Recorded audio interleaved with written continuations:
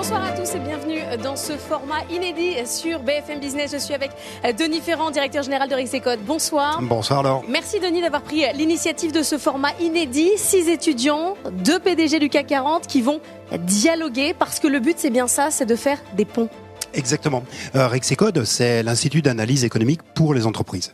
Mais c'est aussi un acteur du débat de politique économique. Et justement, on va vous parler de ponts, peut-être que ce seront des passerelles, mais en tout cas, ce sont deux mondes que l'on a envie de faire se rencontrer, de faire dialoguer ensemble, le monde des chefs d'entreprise et le monde également de ceux qui se façonnent la compréhension de l'économie parce qu'ils sont dans un cursus économique. Et donc, nous avons réuni un panel de 6 étudiants qui viendront échanger avec 2 chefs de grandes entreprises. Alors, c'est parti. Avec nous ce soir, Patrick Pouyanné. Bonsoir. PDG de Total Énergie, géant français multi-énergie, présent dans 120 groupes. En face de vous, Benoît Bazin. Bonsoir. Bonsoir. PDG de Saint-Gobain, leader mondial de la construction durable. Vous avez autour de vous, parce que c'est un plateau inédit, parce que c'est vraiment, on est en rond tous ensemble, 6 étudiants qui ont travaillé une bonne partie de l'après-midi, qui ont répété leurs questions, qui sont un peu stressés, mais peut-être que vous aussi, vous l'êtes un petit peu. Ils vont vous challenger. Vous aurez évidemment, vous aussi, le droit de leur poser les questions que vous avez envie de leur poser. Je commence mon petit tour de table. Je commence à gauche avec Sophia. Sophia, bonsoir. Sophia, vous êtes étudiante en Master 1 d'études économiques et internationales à Paris 8. Vous adorez la photo, vous adorez la randonnée. Vous revenez d'un voyage en solitaire au Japon. Est-ce que ça s'est bien passé ? Ça s'est très bien passé. Merci beaucoup Laure. Effectivement, la photographie et le voyage, ce sont mes passions qui animent ma curiosité. À côté de vous, c'est Martin. Martin, bonsoir Martin. Vous êtes élève à Polytechnique. Vous faites du football, du tennis. Vous adorez le cinéma. Vous avez un groupe de musique. Et j'ai appris, Patrick, ça va vous intéresser, qu'à Polytechnique, on fait aussi du kart. Il s'occupe de l'association de kart de Polytechnique. Comme quoi, c'est très varié, les enseignements là-bas. Oui, on a repris l'association de karting. Donc voilà, on s'amuse bien. Et il y a un événement. On fait une nouvelle course le 8 mai. Vous êtes invités si vous voulez venir. Avec plaisir. À côté de vous, Patrick Pouyanné, c'est Sidonie. Sidonie, vous êtes élève en prépa aux grandes écoles de Angers. Sidonie, vous êtes fan d'Oscar Wilde, vous adorez la lecture et alors vous êtes à fond dans les maths. Vous ne vous arrêtez jamais si un exercice de maths n'est pas fini. C'est ça, c'est vrai que les mathématiques ont le don de révéler ma détermination à finir quelque chose lorsque je l'ai commencé. Et des filles qui aiment les maths, on en a largement besoin. Vous avez du futur, c'est bien. À côté de vous, c'est Hugo. Hugo qui est élève en master d'économie du développement à l'université Grenoble-Alpes. Vous aimez la philosophie, les voyages, la pêche, de la truite et aussi la trompette que vous pratiquez depuis 12 ans. Plus de 12 ans, oui. Merci beaucoup, bonsoir. Oui, les choses simples, la musique, la nature, une canne à pêche, le bonheur. À côté de vous, c'est Mariola. Mariola, vous êtes étudiante en école de journalisme à Toulouse. Vous aimez le football. Vous vous décrivez vous-même comme culottée, tenace et aimant les risques. Oui, effectivement. Et puis parfois, ça peut créer de belles opportunités. Donc, Vous avez envoyé un mail directement à Patrick Pouyanné. Oui, c'est vrai que je vous avais écrit, Monsieur Pouyanné, au mois de janvier, effectivement. Voilà, pour parler vous avez de de la chance, je lis mes mails. Et en plus, j'en fais quelque chose, je les ai renvoyés en disant bonne idée, elle veut m'interviewer, invitez-la donc au panel avec Rexecode. Comme quoi ça fonctionne d'écrire Ça au marche. PDG. Il faudra lire Ça marche, les mails de oui. tous les étudiants. Je ne dis pas à tous les étudiants de France de m'écrire. Parce que... Ah bah là, c'est parti. Il est intéressé par les talents et les jeunes talents. À côté de vous, Benoît Bazin, c'est Oscar. Oscar qui est à l'ENS et qui a déjà travaillé avec le Conseil d'analyse économique sur la dette publique, une filière d'avenir. Absolument, et je pense que ça me préservera du chômage. Vous avez bien raison. Voilà nos 6 étudiants, nos 2 PDG. Est-ce que vous êtes prêts ? On va parler évidemment de politique de l'offre parce que c'est ça la thématique aujourd'hui. Elle a besoin d'être défendue, cette politique de l'offre, parce qu'elle est, Denis, en partie attaquée aujourd'hui. Oui, effectivement, on vit un moment qui est assez déroutant. Parce qu'en fait, on est comme face à une discordance des temps. On ne fait que parler de souveraineté. Enfin, le mot souveraineté est désormais un mot que l'on a dans toutes les bouches, qu'elle soit pour l'énergie, qu'elle soit pour la défense, qu'elle soit alimentaire, qu'elle soit sur le numérique. Et dans le même temps, il y a un procès sur l'économie de l'offre sur la politique de l'offre qui n'aurait pas délivré les résultats attendus qui est fait. Alors qu'en réalité, les 2 éléments souveraineté et politique de l'offre sont les mêmes facettes, sont les deux faces d'une même pièce en réalité.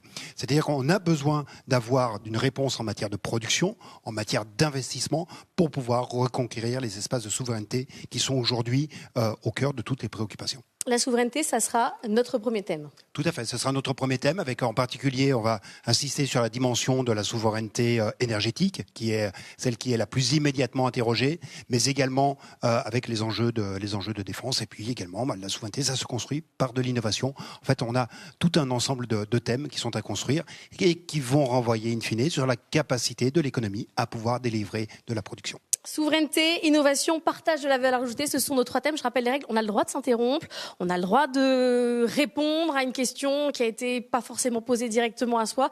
Enfin, on est libre dans les dialogues de Rexecode. C'est parti.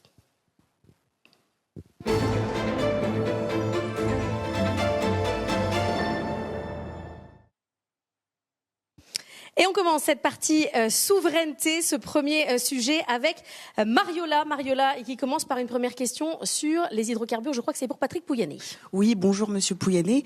Vous dites souvent que si vous continuez autant à investir dans les hydrocarbures, c'est parce qu'il y a beaucoup de demandes, mais parallèlement, il y a aussi une jeunesse qui veut moins d'hydrocarbures, qui est très sensible sur la question climatique. Comment Total Energy compte appréhender et se préparer à la transition écologique qui va indéniablement avoir lieu d'ici 30-40 ans? Je ne sais pas comment on va s'y préparer. En fait, on a mis en place depuis 2020 une stratégie qui est assez innovante. On est le seul major pétrolier à la développer. D'ailleurs, Total est devenu Total Energy. C'est pas simplement pour du greenwashing, c'est parce qu'en fait, on a décidé que oui, on doit encore produire l'énergie dont vous avez besoin. D'ailleurs, vous êtes bien contents tous en ce moment que je produis des pétroles et que vous ayez un des plus grands pétroliers mondiaux pour vous fournir de l'essence, du diesel, du kérosène qui va manquer dans quelques jours. J'ai jamais eu autant de questions sur mon métier principal de la part des pouvoirs publics en ce moment, mais parce que c'est la réalité de la demande d'aujourd'hui. Mais en même temps, on a décidé aussi, en même temps, qu'on mettrait 25-30% de nos investissements dans l'électricité et les énergies renouvelables. En fait, l'analyse qu'on a faite, c'est une analyse de la demande. Il se passe une transition énergétique a lieu, et en fait, le maître mot dans tous les scénarios, quels qu'ils soient, on peut en débattre, les net zéro, etc., la croissance de l'électricité, l'électrification de nos sociétés est inéluctable. D'ailleurs, c'est le maître mot qu'utilise le gouvernement en question en ce moment, comme on l'avait fait d'ailleurs en 73, crise du pétrole, le nucléaire en France, donc l'électricité. Donc on a décidé que Total Energy allait continuer à produire du pétrole et du gaz parce que c'est les énergies d'aujourd'hui dont j'ai besoin, nous avons besoin. C'est aujourd'hui, le fossile représente 80% du mix énergétique mondial. C'était 83% quand je suis rentré dans cette boîte. Vous voyez, ça n'a pas beaucoup bougé, mais qu'il faut beaucoup plus d'électricité. Donc c'est un champ incroyable et donc on y investit beaucoup d'argent.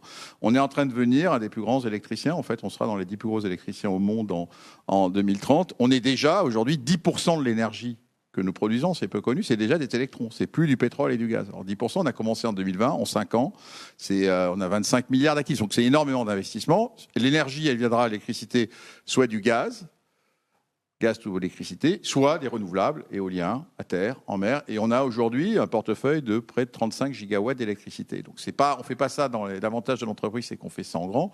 Donc c'est une réalité, mais c'est une réalité qui veut aussi répondre à la demande de nos clients. Et nos clients, ils sont en transition, mais pour l'instant, ils se déplacent, ils se chauffent, ils vivent avec des énergies fossiles. Donc je ne peux pas simplement leur dire j'en ai plus. D'ailleurs, aujourd'hui, je pense que je me ferais sacrément secouer si je disais que j'en ai plus. On dirait qu'est-ce que vous faites? Voilà. Donc on est dans cet équilibre et c'est le mot transition qui est complexe. Et c'est ça qu'il faut qu'on arrive à vous convaincre. En tout cas, l'entreprise est complètement engagée. Elle est engagée, y compris d'ailleurs, lorsqu'on produit du pétrole et du gaz, on baisse nos émissions. On les baisse vraiment. On est en train de construire une usine de gaz naturel liquéfié au Oman, fameux GNL, dont on divise par 10 les émissions en électrifiant tous les processus. Donc il y a un vrai engagement. Après, je sais que les jeunes nous disent ça va pas assez vite, oui, mais la société va pas plus vite. Et le vrai débat quand on parle d'énergie, c'est qu'il faut à la fois qu'on fasse une transition, oui, qui soit durable, ça c'est clair, mais aussi qu'elle soit de l'énergie fiable. Aujourd'hui, si je vous dis que je n'ai plus d'énergie, vous n'allez pas être content. Si je vous dis et vous ne pouvez pas contenter d'une électricité intermittente, et il faut qu'elle soit abordable. Et en fait, c'est ça, je poserai la question, mais ce que j'observe en ce moment, et d'ailleurs le débat public, et y compris dans nos pays occidentaux, qui sont des pays riches, dès que l'énergie devient trop chère, ça ne va pas. Pourquoi? Parce que c'est un bien essentiel pour votre vie de tous les jours, pour votre pouvoir d'achat. Alors, je ne vous dis pas ce qui se passe dans des pays émergents. Donc, on cherche cet équilibre, c'est pas simple. Et en tout cas, nous, on est devenu Total Énergie parce qu'on a décidé qu'on serait un électricien de taille mondiale et qu'on avance dans cette direction. Voilà. Alors, ça prend du temps. Mais je trouve que l'entreprise avance à pas de géant et je suis très fier de l'amener sur cette voie-là. Est-ce que vous avez une date, un moment où justement vos investissements sur les énergies renouvelables vont dépasser ceux bon, j'ai pas actuellement de dans date les aujourd'hui, ça sera sans doute fossiles. mon successeur qui le fera. Moi, je sais que j'amènerai l'entreprise en 2030. Je partira avant, je resterai plus longtemps, j'en sais rien. Mais en 2030, il y aura 20% d'électricité et on sait le faire, alors pour répondre à la question, en investissant 25% de nos énergies. Mais je sais aussi que je dois continuer à investir dans le pétrole et dans le gaz. Il y a un phénomène naturel un peu étrange, c'est que si j'investis pas dans le pétrole, les champs de pétrole diminuent naturellement chaque année. Donc je fais comme un shadok. Nous, on est des shadoks. On se bat pour vous maintenir la production. Après, la crise actuelle qui se passe va être un accélérateur, sans aucun doute, des énergies domestiques, des énergies renouvelables et des énergies nucléaires, etc. Je pense que, vous allez voir, il va se passer ce choc pétrolier que nous vivons. La France, en 73, a dit on lance un programme électronucléaire. On va avoir une réponse de la même nature, et sans doute par les énergies renouvelables. Et tant mieux pour nous, on est sur ce segment-là, on est prêt à l'embarquer dans tous les pays. Alors, juste avant qu'on passe à la question de Sophia, Benoît Bazin, quand Patrick Pouyanné il parle d'électrification des clients, il parle de vous. Quand on parle d'électrification qui est inéluctable, chez vous, par exemple, ça donne quoi ? D'ailleurs, j'en vends beaucoup à Benoît, et c'est un bon client. Bah, j'imagine, oui. Oui, nous avons des accords d'achat d'électricité, par exemple au Texas, sur des champs solaires que tu avais menés. Nous, c'est très important dans notre trajectoire de décarbonation, parce que nous avons pris l'engagement d'être neutre en carbone en 2050, pour être exemplaire sur notre propre empreinte, étant le leader mondial de la construction durable. Alors, le complément aussi de ce que dit Patrick Pouyanné, c'est que nous, on peut apporter beaucoup de sobriété énergétique dans le bâtiment. En France, on ne le sait pas assez, on dépense quasiment 45% de l'énergie dans les bâtiments, privés et publics. Et c'est pas très sorcier de baisser ça de 20, 30 ou 40%. Donc, une des sources d'énergie, une des sources de décarbonation, c'est finalement l'énergie qu'on économise dans le bâtiment. Donc, il faut qu'on apporte ça à nos clients, mais qu'on soit exemplaire sur nos propres procédés. Et on a baissé de 35% nos émissions de CO2. Alors, c'est tout un tas de projets, à la fois changer les matériaux et aussi changer les sources d'énergie. Donc, pour nous, c'est passer du gaz à l'électrique. Par exemple, on a fait les 2 premières usines au monde, tous concurrents confondus, de plaques de plâtre à l'électrique, en Norvège et au Canada. Pourquoi en Norvège et au Canada ? Parce qu'on a de l'hydroélectricité avec des contrats à 30 ans très peu chers. Donc on a un atout formidable en France, c'est le nucléaire. Il faut que l'électricité nucléaire soit abondante, disponible, à un coût raisonnable et surtout avec de la visibilité. Nous, quand on fait une usine, par exemple dans le vitrage, on la reconstruit tous les 20 ans. L'usine sur laquelle on a fait la première au monde de verre zéro carbone, c'est une usine française qui existe depuis 150 ans. Donc quand on met une usine dans un pays, en France ou ailleurs, on doit savoir quelle va être l'énergie sur 20, 30, 50 ans. Et donc de la visibilité, de la stabilité sur le coût de l'électricité. Par exemple, je sais qu'en Europe, on va électrifier des usines en Espagne avant la France. Parce que l'électricité aujourd'hui en Espagne est abondante et moins chère qu'en France. Donc oui, la trajectoire est tout à fait possible. Il y a à la fois le coût des investissements, mais il y a surtout le coût de fonctionnement. C'est-à-dire que moi, je ne peux pas faire une usine électrique si elle est 20-30% plus chère que des concurrents qui seraient au gaz de l'autre côté des Pyrénées. Donc le coût de l'électricité est absolument majeur dans la vitesse avec laquelle on peut décarboner des procédés industriels qui sont relativement énergivores, comme la fabrication du verre ou de la plaque de plâtre. Denis ? Oui, effectivement. Et c'est aussi, ce coût de l'énergie est aussi un facteur de différenciation, un facteur de compétitivité qui est extrêmement important, avec des différentiels assez remarquables. En France et Europe sont sur des prix relativement similaires de ceux que l'on peut avoir la aux France États-Unis. A un vrai avantage. La France a un l'électricité. avantage. Aujourd'hui, on est à 55 € kWh sur le marché de gros en France. L'Allemagne est à 80-90. On a 25 € d'avantage et qui vient d'ailleurs non seulement du nucléaire, mais en fait aussi des renouvelables. Les gens se plaignent qu'on a investi des surcapacités nucléaire plus renouvelable, mais c'est pour ça. Aujourd'hui, il y a une crise, il n'y a pas d'impact sur le prix de l'électricité en France parce que profondément, on a une abondance de capacité de production. Et ça, c'est un message très fort que je veux passer. Si on veut maîtriser le prix de l'énergie, il faut investir des surplus. Parce que sinon, chaque fois qu'il y a une crise, on prend des à-coups. Et la France, sur l'électricité, malgré tous les débats que j'entends, on investit sur les renouvelables. Non, c'est très bien d'avoir tout ça. Parce que cet ensemble nous rend aujourd'hui beaucoup plus absorbeurs de la crise que l'on vit. Donc on a un avantage en France. Je connais l'histoire de l'Espagne, mais tu verras, l'Espagne, elle est un peu... Moi, j'ajoute la sobriété. Je suis investi en Espagne. On était enfant en 73, vous n'étiez pas là. La sobriété énergétique, c'est un sujet majeur. Et je pense qu'il faut faire attention. Par exemple, on a le réflexe instantanément, quand l'énergie monte, de protéger le consommateur et à ce moment-là, d'appauvrir le signal prix. Et dire non, l'énergie est plus chère, donc il faut l'économiser. Non, mais il se protège lui-même. Hein. Quand c'est trop cher, il en consomme moins. Hein. Oui. La demande se retire. Ils viennent tous dans les stations Total Énergie parce qu'on est trop bas. Voilà, c'est le problème que j'ai. Question de Sophia. Bonsoir Monsieur Bazin. Vous êtes à la tête d'un groupe dont l'activité est particulièrement énergivore, dans une Europe où le coût de l'énergie est sensiblement plus élevé qu'aux États-Unis, par exemple, où vous êtes également implanté. Cependant, Saint-Gobain reste ancré en Europe. Donc comment justifiez-vous ce choix de rester ancré en Europe ? Et dans un contexte de réindustrialisation de la France, que diriez-vous à ceux qui envisagent de s'en aller ? Alors c'est une question vaste, il y a plusieurs choses. D'une part, il y a le poids de l'histoire. Saint-Gobain a été créé il y a un peu plus de 360 ans. Donc c'est vrai que nous avons été français par naissance, européens par vocation et mondiaux par volonté, si je simplifie. Alors c'est en train de changer quand même assez vite, parce que fondamentalement, quand on fait des choix d'investissement dans une entreprise internationale, on alloue le capital là où il y a de la croissance et de la rentabilité. Donc typiquement, Saint-Gobain, dans la dernière décennie, 2010-2020, avait 60% de ses résultats en Europe de l'Ouest. On n'a pas baissé les résultats, mais aujourd'hui, c'est un tiers. Parce qu'on a plus que doublé nos résultats en Amérique du Nord, en Asie, parce qu'on a été allé chercher de la croissance. Alors effectivement, quand on investit en Europe, qu'est-ce qu'on regarde ? On regarde effectivement le coût de l'énergie. Est-ce qu'il est compétitif ? Il est entre 2 et 5 fois plus cher que ce qu'on peut trouver ailleurs. Et donc nous, notre réponse, elle est double. D'une part, d'être sur des produits qui ne voyagent pas. Et donc, de fait, qui ne sont pas en concurrence internationale avec des Chinois qui vont aller livrer le Moyen-Orient ou l'Afrique, parce que ça ne passerait pas, on ne serait plus compétitif, et ou d'être sur de la très haute innovation, où à ce moment-là, on a un facteur de différenciation. Donc, c'est soit sur des produits standards, j'allais dire, des produits qui ne voyagent pas, soit de l'innovation qui, à ce moment-là, a 3, 5 ou 10 ans d'avance. Donc, c'est ça un peu les deux éléments de réponse, mais en sachant que la dynamique, en revanche, elle est relativement défavorable à l'Europe parce que, de fait, il n'y a pas eu de croissance économique en Europe, à la différence de ce qu'on peut voir en Inde. Moi, si je prends les chiffres en volume de matières de production, par exemple, chez Saint-Gobain, pour la construction, on est tiré par la population. Il y a 1,4 milliard, 1,5 milliard d'Indiens, il n'y a pas de croissance démographique en France. Et à part l'Espagne qui accueille des immigrants, il n'y a plus de croissance démographique en Europe. Donc le facteur démographique est très très important. Et de fait, on a mis 80% de nos investissements de croissance en dehors de l'Europe. Alors qu'est-ce que je dis sur l'attractivité de la France ? Il y a quand même une électricité, Patrick l'a rappelé, qui est plus attractive que dans d'autres pays en Europe. Ensuite, il faut un cadre compétitif qui soit stable dans la durée, un cadre du coût du travail, un cadre de la fiscalité, je suis sûr qu'on va y revenir, de l'éducation. Moi, je suis ravi que des jeunes filles continuent d'apprendre les mathématiques parce qu'on a besoin d'ingénieurs, donc il faut des ouvriers, des techniciens, des ingénieurs. Donc le coût du travail et la fiscalité, l'éducation, les infrastructures en termes de routes, de ports, et puis l'énergie. Donc c'est ça les 4 bords du cadre qui rendent l'investissement attractif en France. Force est de constater qu'il y a eu une politique de l'offre il y a quelques années qui a remis un petit peu l'industrie au centre du jeu en France, avant même les sujets de guerre en Ukraine et de souveraineté.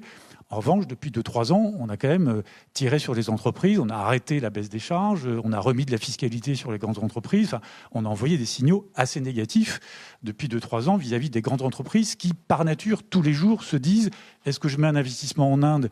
Est-ce que je vais en Australie ?» On a fait une grosse offre publique d'achat en Australie. Est-ce que je vais au Canada ? Où il y a de la croissance. Donc, il faut faire attention aux signaux très négatifs quand même qui ont été envoyés depuis 2-3 ans sur la politique de l'offre, où on a renié les baisses de charges, on a renié la fiscalité. Pour compléter la réponse, je pense qu'aujourd'hui, le sujet n'est pas de reconstruire des outils manufacturiers lorsqu'on passe d'industrie en France. Il ne faut pas rêver. Les emplois sont perdus. Lorsqu'on parle d'industrie en France, on parle de l'industrie de l'intelligence, on parle du digital, on parle de l'intelligence artificielle, on parle de l'innovation profondément. Et c'est là que les facteurs que vient de dire Benoît sont essentiels. Qu'est-ce qu'on va regarder lorsqu'on emploie des ingénieurs ? C'est le coût du travail de l'ingénieur. Pourquoi on a ce crédit d'impôt recherche ? Mais simplement pour compenser le fait que les charges sur les salaires sont trop élevées. Donc, en fait, moi, j'ai une proposition simple. Relancer la politique de l'offre, c'est baisser les charges et baisser les aides de crédit d'impôt recherche. Moi, c'est que ça. Parce que c'est vous qu'on a besoin de garder. Je vais avouer que quand on voit que nos jeunes ingénieurs, on en fabrique beaucoup en France et de très grande qualité, ils sont enviés dans le monde entier. Un jour, je suis allé dans la Silicon Valley pour dire on voulait créer une Digital Factory. Et le patron d'un grand hyperscaler m'a dit mais pourquoi vous venez en Californie? Vous avez tous les talents en France. Créez votre Digital Factory à Paris. Ce que j'ai fait. Mais la différence, c'était le coût du travail. C'est le coût du travail. Donc j'ai décidé et on a les talents, puis on voit qu'ils s'en vont. Pourquoi ils s'en vont? Parce qu'ils ont accès aux États-Unis à des capitaux meilleurs marchés pour développer leurs entreprises, et ça c'est une frustration. Donc la question du capital, et puis après le travail. Il faut que le travail soit plus rémunérateur dans ce pays. Et je suis prêt à revenir. Et pour moi c'est au cœur du débat.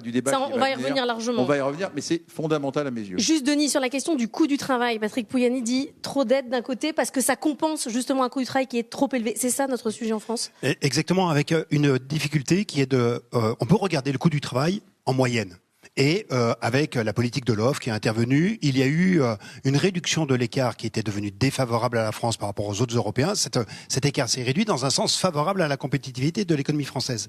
Mais ça, c'est sur une observation moyenne. En revanche, ce que l'on voit très clairement, c'est que ces politiques de baisse de charge, en ayant été concentrées plutôt sur les basses qualifications, parce qu'on avait un objectif en réalité de quantité d'emploi, de remettre dans l'emploi des personnes qui ont été exclues. Et on a un fort financement des baisses de charges sur le bas de la distribution des salaires par des prélèvements qui sont très élevés sur le haut de la distribution. Et donc, in fine, on aboutit à cette situation où on va compenser ces charges par des dispositifs qui peuvent créer un pont. On prend toujours, oui, on a réduit l'écart, on l'a même inversé avec l'Allemagne, parce qu'on se compare beaucoup à l'Allemagne. Le sujet pour nous, c'est que moi, j'ai des équipes maintenant au Portugal, et un ingénieur portugais, je peux dire qu'ils sont aussi bien formés qu'un ingénieur français. Il coûte 2 fois moins cher que l'ingénieur français. Mais il faut quand même qu'on regarde aussi la réalité de cette affaire. Et pour une entreprise comme la nôtre, européenne par ailleurs, je ne parle pas d'aller au Mexique ou je ne sais pas où, en Inde, je parle de l'Europe. Il y a encore des écarts de compétitivité. Et c'est ça qu'il faut qu'on arrive quand même à être conscient et trouver les moyens. Et c'est pas, on va m'expliquer, vous remettez en cause le système social français. Non, je suis prêt à faire des propositions là-dessus également. Mais je pense qu'il faut regarder la réalité de où on en est aujourd'hui. Et on a des écarts. On a un écart de compétitivité qui, à mes yeux, est beaucoup plus important que sur l'énergie. Parce que l'énergie, on est plutôt bien placé. Et le débat, il est plutôt sur le travail et éventuellement sur le coût du capital et attirer l'épargne. C'est ça, pour moi, les deux sujets importants pour l'économie. Et puis, au plan social, ce que disait Denis Ferrand est très juste. C'est-à-dire qu'on a créé, ce qui est dramatique, je trouve, pour le pays, une trappe à bas salaire. Vous tous, vous êtes déjà très très bien formés ou en voie de l'être, mais on a 60% des salaires français qui sont entre 1 et 1,6 fois le SMIC, avec 0 progression sociale, donc pas d'ascenseur social, pas d'équilibre démocratique. Enfin, la méritocratie et l'ascenseur social, c'est absolument majeur dans l'équilibre de nos sociétés. Et malheureusement, l'allègement des charges, il s'est porté là-dessus. Donc pas assez sur la partie valeur ajoutée, innovation, qui est vraiment l'avenir du pays. Donc investir dans la recherche et développement, investir dans l'innovation. Moi, j'ai rajouté, par exemple, on a doublé la taille de notre centre de recherche à Aubervilliers. On investit 400 millions de recherche et développement dans le monde, les 2 tiers en France. Bon, j'ai investi au même moment 50 millions dans un bâtiment, c'est pas un outil très productif. On nous a enlevé 17% du crédit impôt recherche. C'est pas grave, on le fait quand même. Mais vous voyez les signaux qui sont envoyés, alors même qu'on veut plus d'innovation, plus de valeur ajoutée pour des ingénieurs ou des chercheurs en France. Non, c'est grave. Non, parce que sinon, les gens qui nous écoutent vont dire, mais voyez, on peut le supprimer complètement. Ils sont tellement patriotes, les patrons français qui vont continuer. C'est surtout qu'on l'a fait une fois que la décision était prise. Si je l'avais su avant, alors là, c'est vrai que pour le coup, parce que c'est une question qui était restée pendante chez Saint-Gobain pendant 15 ans, moi j'ai fini par le décider en 2021, mais si j'avais su comment enlever 17% et un jour plus de crédit impôt recherche, j'aurais probablement pris une autre décision. Donc il faut faire très attention à pousser la valeur ajoutée, l'innovation, et pas faire une trappe à bas salaire, parce qu'après on compense avec de la dépense sociale, mais c'est un cercle vicieux. Denis, après la question d'Hugo. Oui, sur l'innovation, simplement en un mot, un chiffre assez frappant dans le rapport des investissements d'avenir qui est sorti récemment. La France n'apparaît qu'à 3 reprises dans les 5 premiers pays pour les 64 technologies du futur les plus importantes. Donc en fait, il y a un risque de retard dans l'innovation qui est extrêmement important, qui est en train de se prendre. Par exemple, l'Iran, elle apparaît 6 fois dans ce classement. Donc on est moins souvent dans les drones et je sais pas quoi. Dans les 5 premiers, voilà, dans les drones en particulier, mais on est moins souvent dans des facteurs d'innovation, dans des secteurs d'innovation, et ça c'est un point d'alerte qui va précisément renvoyer probablement à d'autres structures de prélèvement selon les qualifications. Hugo, on avait prévu de parler de compétitivité avec la Chine, mais Benoît Bazin, il a répondu en partie sur la manière dont il était positionné face aux Chinois. Peut-être le nucléaire, du coup. Peut-être le nucléaire, oui. Donc vous avez déjà évoqué qu'en France, on a un avantage par rapport à la production électrique qui, non seulement on a une souveraineté sur cette production, mais en plus de ça, elle a l'avantage d'être décarboné. Est-ce que le marché électrique européen ne constitue pas, gomme pas en partie l'avantage de la production électrique française. Vous dites non, Patrick Pouyanné, directement. Non, écoutez, c'est un débat économiquement, c'est complètement faux. En fait, la France est le grand gagnant du marché électrique européen. Parce que nous sommes surproducteurs en France. Nous sommes surproducteurs. Il y a eu malheureusement une année où il nous a manqué d'électricité, c'est 2022, où malheureusement on a vécu la conjonction du gaz russe et du nucléaire qui ne marchait pas. Mais aujourd'hui, qui gagne ? Quel est le pays qui bénéficie le plus du marché ? Mais c'est la France, parce qu'on exporte. Et grâce à ça, grâce à ces revenus d'export, on va pouvoir construire dans un nouveau nucléaire. Donc honnêtement, et puis par ailleurs, je veux vous dire, il se trouve que je viens de négocier avec mon collègue d'EDF et j'ai réussi à signer un contrat, il ne doit pas avoir 15 ans, il doit avoir 12 ans, pas tout à fait comme ça, mais à un prix qui est totalement bon pour que je continue à faire de l'industrie en France. Donc on peut trouver les moyens. Alors, et dans le débat, on mélange beaucoup le prix au consommateur final du prix aux entreprises industrielles. Et c'est un vrai choix politique. C'est un vrai choix politique. En Allemagne, ils ont fait un choix très clair. Les citoyens, les consommateurs d'électricité, subventionnent les entreprises. Mais c'est un choix pour la France. Et c'est un choix qui doit être pris par le politique. Il ne faut pas demander à EDF de mélanger tout dans une vaste péréquation. Et donc, il y a des contrats avec les industriels. Moi, je viens d'en signer un et je suis très satisfait. Et pour les deux parties. Et puis voilà. Donc, je pense que le marché électrique européen, il fonctionne. Honnêtement, vous êtes étudiant en économie. On apprend, la première leçon d'économie, c'est que le prix est égal au coût marginal. D'accord ? Ça, c'est moi ce que j'ai appris. Première leçon. Eh bien, il se trouve que ça marche. Et pourquoi, si vous commencez à tordre cette notion-là, ça ne marche pas ? Parce qu'à ce moment-là, vous allez décourager l'investissement. Or, le sujet en Europe, c'est d'encourager l'investissement dans l'énergie. Et donc, il ne faut pas qu'on se mette à tout ordre. Et d'ailleurs, j'ai confiance là-dessus. Il y a suffisamment... Le débat existe en France. Dans la plupart des grands pays européens, il n'existe pas beaucoup, je peux vous dire. Et donc, il faut qu'on fasse confiance à une économie de marché.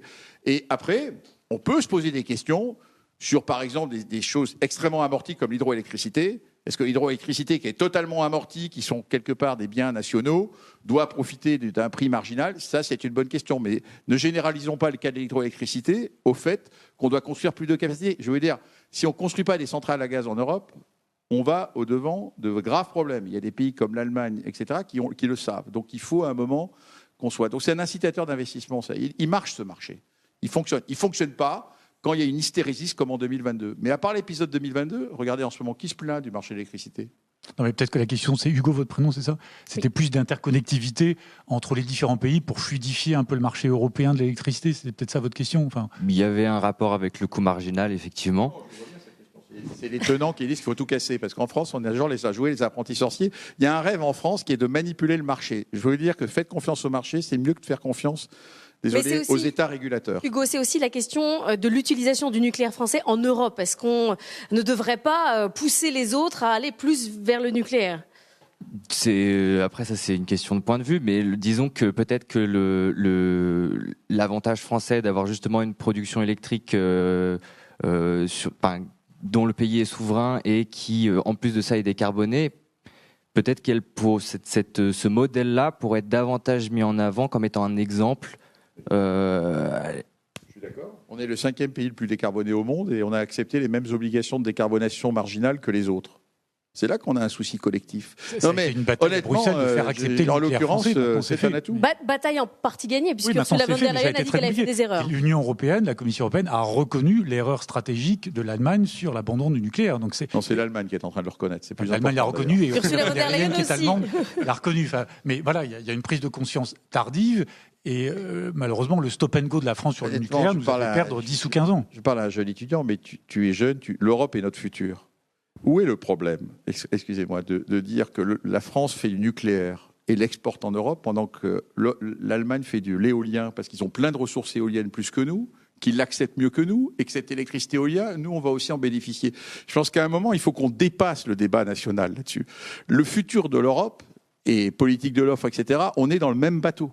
Et si on ne comprend pas ça et qu'on veut se battre avec 27 économies parcellaires, qu'on ne va pas plus vers un marché unique, y compris dans l'énergie, on n'apportera pas les réponses. La réponse, c'est qu'il faut qu'on soit collectivement intelligent. Allouons le capital là où il est le mieux utilisé. En France, on a du nucléaire, continuons à l'entretenir. En Allemagne, ils n'en veulent pas, ils en auront peut-être, ils ont des éoliennes, mais qu'ils nous fassent plein d'éoliennes, et puis voilà, et puis nous on les accepte. Je pense que c'est comme ça qu'il faut penser. En Espagne, ils ont plein de solaire. Le problème, c'est qu'il faudrait peut-être qu'il y ait un peu plus d'interconnexion entre le solaire espagnol espagnols et la France. Ceux qui ne veulent pas le faire, c'est pas les Espagnols, c'est les Français, parce qu'on veut protéger le nucléaire français. Donc, au bout d'un moment, la question pour nous tous, c'est est-ce qu'on dépasse nos égoïsmes nationaux pour construire une union qui soit plus forte et plus compétitive dans cette compétition On a besoin, mondiale. Denis, d'interconnexion énergétique pour faire l'Europe. Oui, on a besoin d'interconnexion énergétique, on a besoin de toute façon d'une manière générale de tout un ensemble d'investissements et de projection de l'investissement.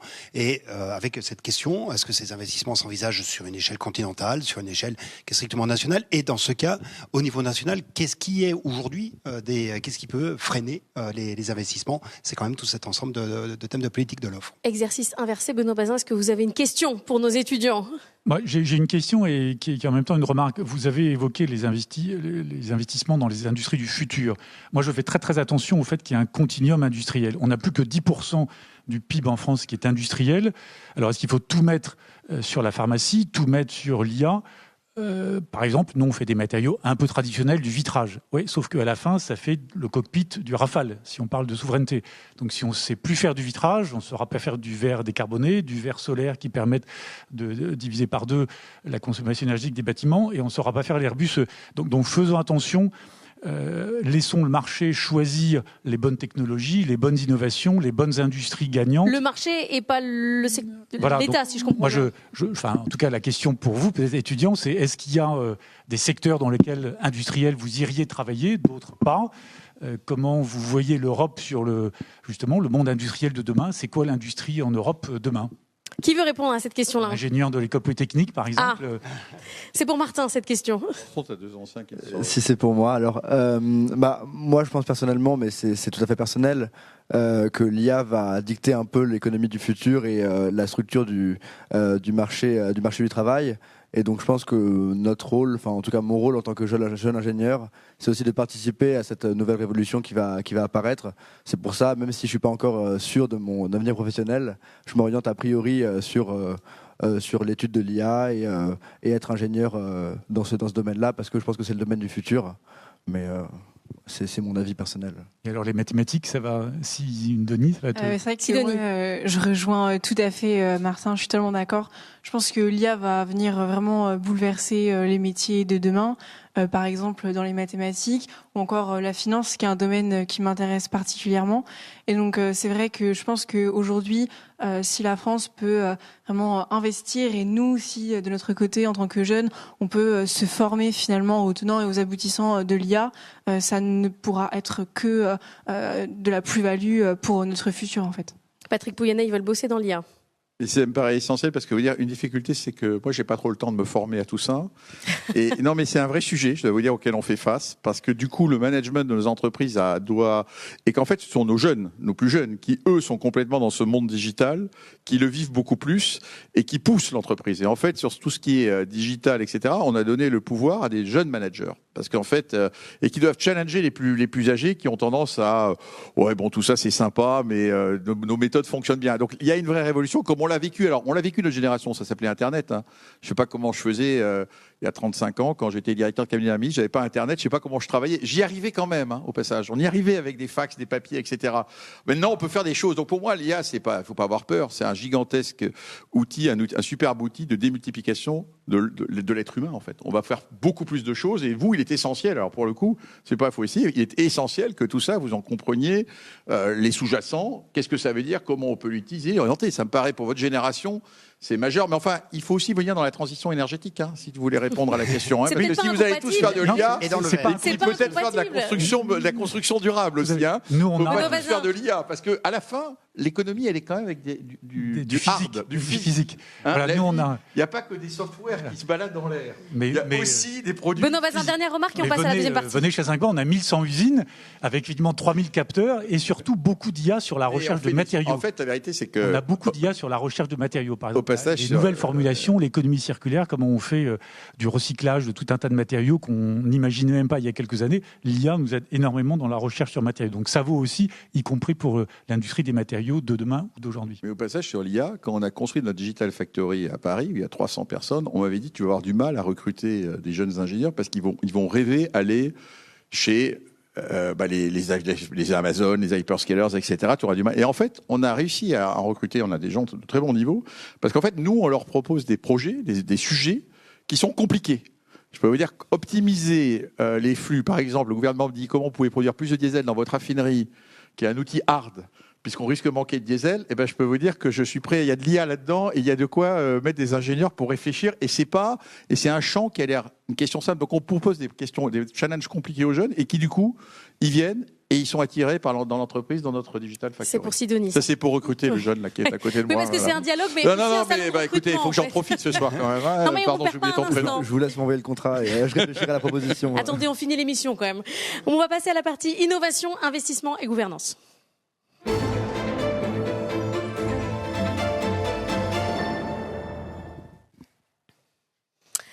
Denis Ferrand, il y a un nouveau mot qui est arrivé dans le vocabulaire, c'est la permacrise. On est tout le temps en crise, on enchaîne depuis le Covid, sauf qu'il faut quand même penser à investir dans le temps long. Et là, dans la tête des dirigeants, parfois, il y a une petite dichotomie. Oui, c'est vrai, c'est une autre forme de discordance des temps, là encore, entre ces crises permanentes qui viennent percuter les choix d'investissement et puis le fait que les entreprises, on l'a dit, elles ont besoin de visibilité, elles ont besoin de stabilité dans leur environnement. Il n'y a rien de pire, d'ailleurs, que quand un acteur qui devrait être l'acteur du réducteur de l'incertitude, qu'est l'État, a des politiques qui peuvent être extrêmement versatiles. Donc, le temps long, c'est le temps de l'entreprise. Et pour autant, mais il y a toujours des choix qui vont se faire à court terme. Il y a des choix d'adaptation. On vient de parler de l'intelligence artificielle. Et ce qui est tout à fait frappant sur la période actuelle, c'est combien le type d'investissement est en train de se transformer. La dynamique de l'investissement, quand on le regarde sur l'ensemble des entreprises en France, c'est de l'investissement en numérique. C'est ça qui, actuellement, est le principal driver de l'investissement des entreprises. Donc, il y a un horizon qui est celui de la stratégie et il y a celui de la tactique avec des adaptations en permanence à effectuer de la part des entreprises. Question de Sidonie. Oui, donc Monsieur Pouyanné, Monsieur Bazin, vos entreprises prennent des décisions qui impactent tout le monde. Et donc, en ce sens, vous avez un pouvoir important. Est-ce que, pour vous, ouvrir la gouvernance des grandes entreprises à des comités de parties prenantes est la solution pour faire les bons choix pour la société de demain? Ah Benoît Bazin. Enfin, je ne crois pas, parce qu'on a déjà beaucoup d'organes de gouvernance, un conseil d'administration, du dialogue social, des actionnaires, les territoires dans lesquels on implante. Quand on a 1100 usines, ça veut dire qu'on s'implante dans des territoires. Je vous donne un exemple. Notre dernière usine de plaques de plâtre, en Inde, il n'y a pas de gaz, il n'y a pas d'électricité. On prend des écorces de riz, des fermiers environnement, on fait des briquettes et on brûle les briquettes. Donc on s'implante dans un territoire. Et on dialogue évidemment avec ce territoire. Donc on a déjà beaucoup de parties prenantes sous tous les aspects, environnement, sociaux, sociétaux, financiers. Je ne crois pas qu'il faille en rajouter. Parce que c'est vrai que la force d'une entreprise, c'est à la fois le temps long, mais l'agilité dans le temps court. Donc je crois que nous, ce qu'on a essayé de faire les uns les autres dans nos entreprises, c'est le cas de Saint-Gobain par exemple, on s'est complètement réorganisé il y a 6 ans, on était par ligne de produit mondiale, donc il y avait un Français qui décidait dans 80 pays pour son produit. Aujourd'hui, on est par pays. Et donc, on a un Vietnamien au Vietnam, on a un Indien en Inde, un Mexicain au Mexique. Et ça leur donne beaucoup d'agilité, de proximité avec les pouvoirs publics locaux, avec les territoires, avec les clients, avec les architectes. J'étais en Turquie la semaine dernière pour remettre un prix qu'on sponsorise sur l'architecture durable. Prix mondial de l'architecture durable. On est en Turquie pour le faire avec des gens qui venaient du Vietnam, qui venaient du Mexique et de tout un tas de pays. Donc, je crois qu'on a déjà un ensemble, un écosystème sur lequel on est très à l'écoute. Après, il y a la responsabilité de la décision du chef d'entreprise, mais on a déjà un écosystème très riche et je ne crois pas qu'il faille le complexifier avec des gens dont la responsabilisation ne sera pas pérenne.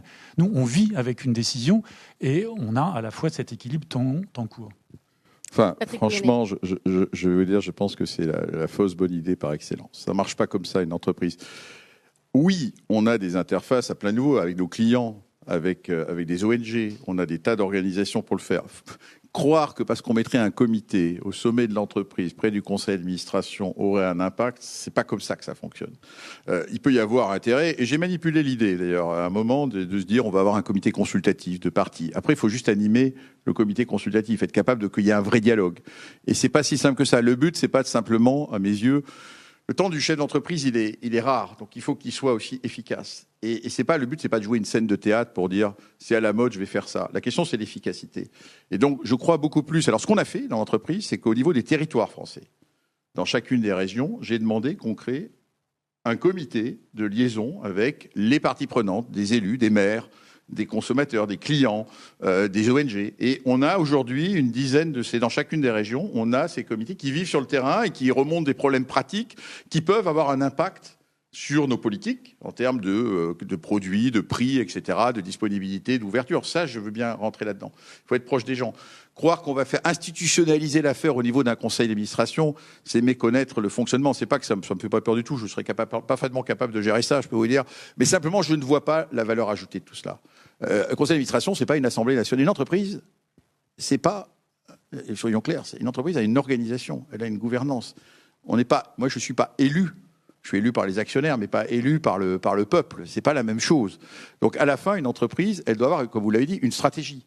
C'est le conseil d'administration qui fixe la stratégie. C'est pas une personne, c'est le conseil d'administration. Ça, c'est important. Quelle est la stratégie? Où est-ce qu'on veut aller? Cette stratégie, on la soumet aux actionnaires qui, s'ils sont pas contents, peuvent dire non.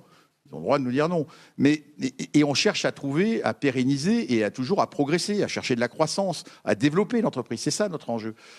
On prend en compte, et tout ce qui s'est passé depuis une dizaine d'années en Europe, ce qu'on appelle la RSE, est important. On l'intègre, on y passe du temps, on regarde comment on peut prendre en compte, bien sûr, mais on le faisait comme M. Jourdain, maintenant on demande de le formaliser. Faut-il créer des comités? Je pense que soyons plutôt dans la réalité de l'action, et c'est ça que je cherche à faire. Et encore une fois, moi, ce qui m'intéresse, par exemple, sur le côté émissions de gaz à effet de serre, la question que vous me posiez, c'est est-ce que, et on le fait, le paramètre que je suis personnellement, c'est de savoir si le contenu carbone des produits énergétiques que je vends à mes clients diminue année après année. C'est-à-dire, est-ce que je vends des produits moins carbonés? Je sais qu'il y a du carbone, puisqu'il y a du pétrole et du gaz. Eh ben, on a réussi à baisser ce contenu carbone de 18% entre 2015 et 2025. Vous pouvez me dire que ça va passer vite, mais c'est un effort, je peux vous dire, incroyable, qui passe d'ailleurs par la stratégie de l'électricité, des renouvelables, etc., ou des biocarburants. Donc, c'est ça qu'il faut notre contribution à la société de ce point de vue-là. Et puis après, mon sujet, c'est comment je fais pour vendre à mes clients une énergie qui soit la moins chère possible. Ça, je peux vous dire, là, ils m'attendent au tournant. Donc, mes priorités, elles sont là aussi. Benoît Bazin, il y a un peu derrière la question de Sidonie, la question du vertige du pouvoir, de la décision, de l'impact de l'entreprise. Oui, mais je pense qu'il y a deux points très importants. On a dit, Patrick et moi, la même chose, c'est-à-dire ne sous-estimez pas le fait qu'on est dans un monde déglobalisé, fragmenté, et que la réponse à votre idée de comité en Argentine, ce ne sera pas la même qu'au Canada, ce ne sera pas la même qu'en Chine. Donc il faut faire très très attention à ça, parce qu'un comité aujourd'hui à Paris, ce ne sera pas du tout la bonne réponse sur tout un tas d'endroits. Et on vit dans les territoires, sans arrêt. Patrick l'a évoqué sur les régions de France. Nous, on a tout un tas de dialogues pays par pays, parce que le mode constructif en Chine n'est pas le même qu'aux États-Unis, n'est pas le même que... Donc ça, c'est très important. Et la deuxième chose, c'est qu'on a beaucoup de dialogue social. Donc une entreprise, c'est pas un one-man show.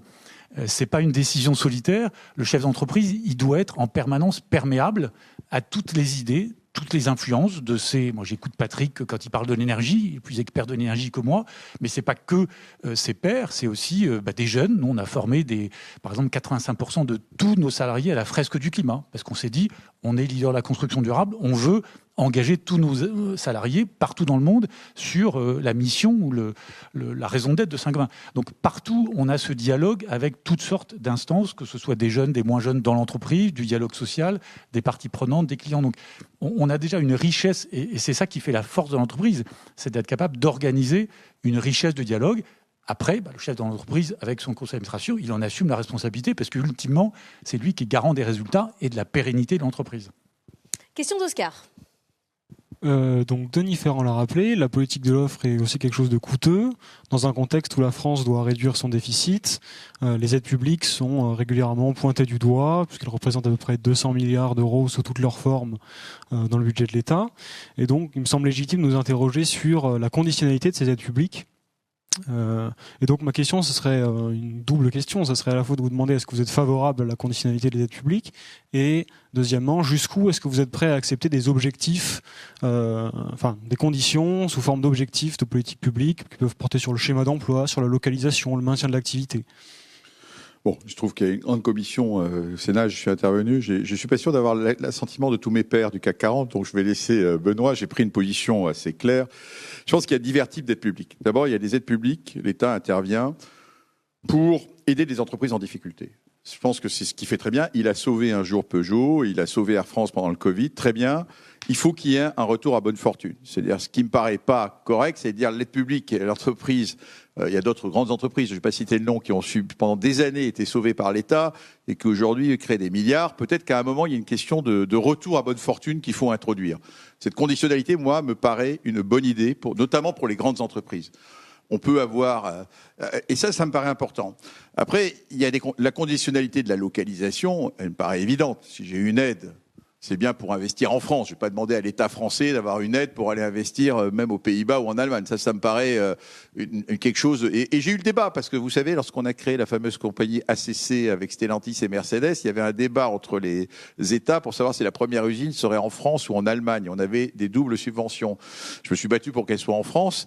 Bien m'en a pris, puisque la deuxième usine, elle ne va pas apparaître pour l'instant. L'entreprise a des difficultés. Mais je veux dire, c'est pas si simple. Donc oui, la localisation...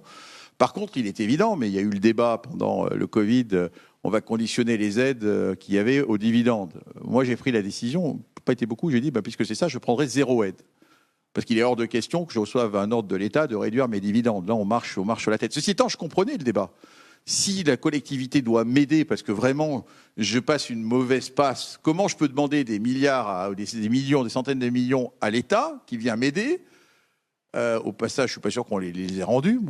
Et puis continuer à verser des dividendes. À un moment, il faut une question de cohérence. Donc j'ai dit à ce moment-là au Conseil, c'est soit on les prend et c'est 0, soit on continue les dividendes. Comme on avait essayé de continuer les dividendes, on a dit pas d'aide. Donc je pense qu'il faut avoir un certain bon sens, une certaine logique.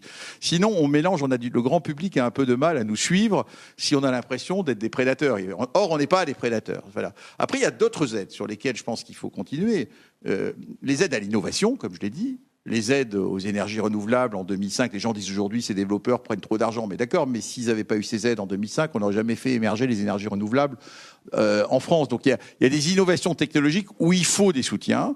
Après, il faut les gérer dans le temps. Je veux dire, je prends encore les énergies renouvelables. Il est évident qu'aujourd'hui, en 2025, on n'a pas besoin de subventionner les énergies renouvelables selon le même schéma qu'on faisait en 2005. Je veux dire, j'ai répondu à la commission Lévy. On n'a pas besoin de faire que l'État garantisse un revenu fixe aux développeurs solaires.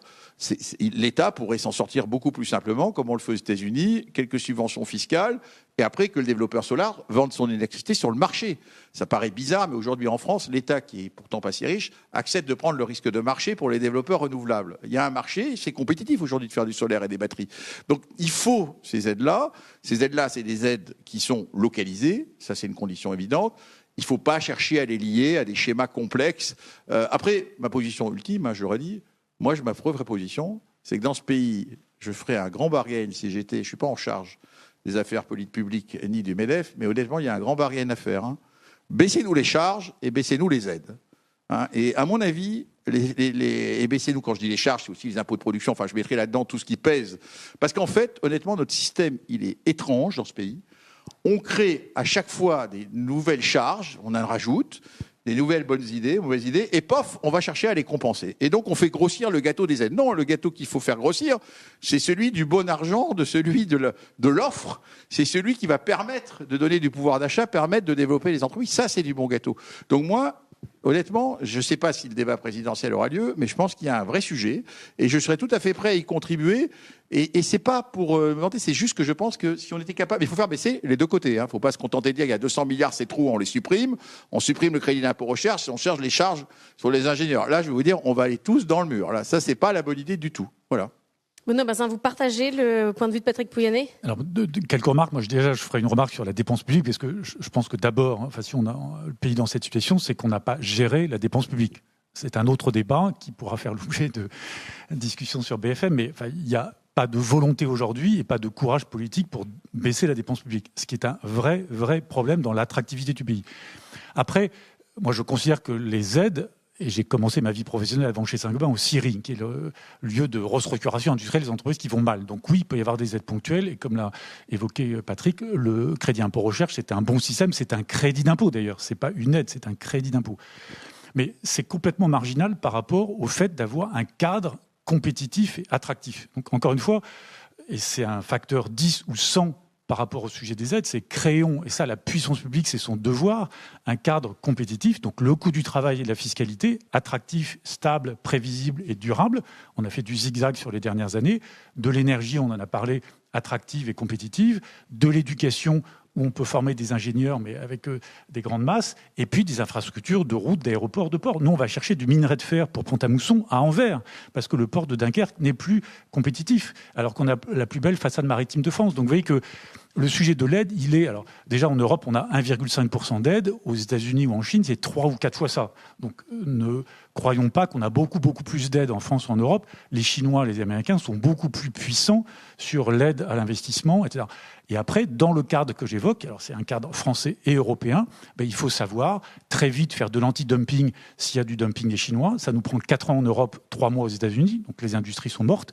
Aujourd'hui, en Europe, il y a 50% de l'industrie européenne qui est à risque de la déferlante chinoise parce que les coûts de production sont 30 à 40% moins chers, ils sont subventionnés, il y a des facteurs technologiques que les Chinois n'avaient pas il y a 20 ans, donc il faut faire très attention à être capable. Le Made in Europe, je prends cet exemple, le Made in Europe que vient de lancer la fausse bonne idée de la Commission européenne, on le fait avec 90 pays, c'est pas un Made in Europe, on est 27. Donc ça n'a aucun sens de faire du Made in Europe. Donc la réciprocité des marchés publics, elle n'existe pas en Europe aujourd'hui. Elle n'a pas été traduite en France. Il y a une directive de 2014 pour protéger les marchés publics français face à des entreprises qui viennent de marchés publics en Turquie ou en Inde qui ne sont pas ouverts aux entreprises européennes. Ça n'a pas été traduit depuis 10 ans en droit français. Donc pour une entreprise, ça c'est beaucoup plus puissant le cadre compétitif que de savoir si on rajoute un zeste ici ou un zeste là. Mais à la fin, quand vous avez entendu Patrick Pouyanné parler de conditionnalité des aides, ce qui a créé un peu d'émotion quand même dans le CAC 40. J'ai aucun problème avec ça. Vous dites oui. Absolument. Ça absolument. vous fait un allié. On est deux, c'est bien, voilà. on va y arriver. C'est du bon sens, simplement, je pense que, et notamment les grands groupes, on doit être cohérent. On peut pas, et parce que je crois beaucoup, une des forces de la France, ce sont les grandes entreprises. Quelqu'un a dit malheureusement récemment, c'est pas grave s'il y a 99% des entreprises qui sont contentes et 0,01% sont pas contentes, c'est les grandes, parce qu'on leur donne des surtaxes. Le problème, c'est que les 0,01, ils font à elles seules, elles font 20% de l'économie française. Donc, et 50% de l'innovation. Et 50% de l'innovation. Non, mais pour reprendre sur le thème de la souveraineté, je voudrais vous donner un autre exemple d'une aide qui peut paraître étrange. Je profite de la tribune. Et après, question de Martin. Oui, vous inquiétez pas, on va écouter Martin avec intention, surtout que je veux le recruter. Alors, ah oui, il faut l'écouter. Non, vous voyez par exemple, j'ai eu une discussion assez étonnante récemment à Bruxelles. La Commission me dit, on est très inquiet parce que vous êtes en train de fermer les raffineries européennes les unes avec les autres. Je dis, oui, bien sûr. Vous nous dites que vous voulez baisser les émissions de carbone en Europe de 90% en 2040. Donc ça veut dire qu'il n'y aura plus besoin de carburant, essence, diesel, en Europe, ou très, très marginalement. Moi, je peux pas. Une raffinerie, c'est énorme. Donc, c'est souvent beaucoup d'impact direct, d'emplois directs et indirects. Donc, il faut que je transforme mes raffineries. Donc, je les transforme en bioraffineries, etc. Ah oui, mais quid de la souveraineté européenne de l'Europe en cas de conflit? On aura besoin de carburant, de kérosène et compagnie. J'en dis oui, mais...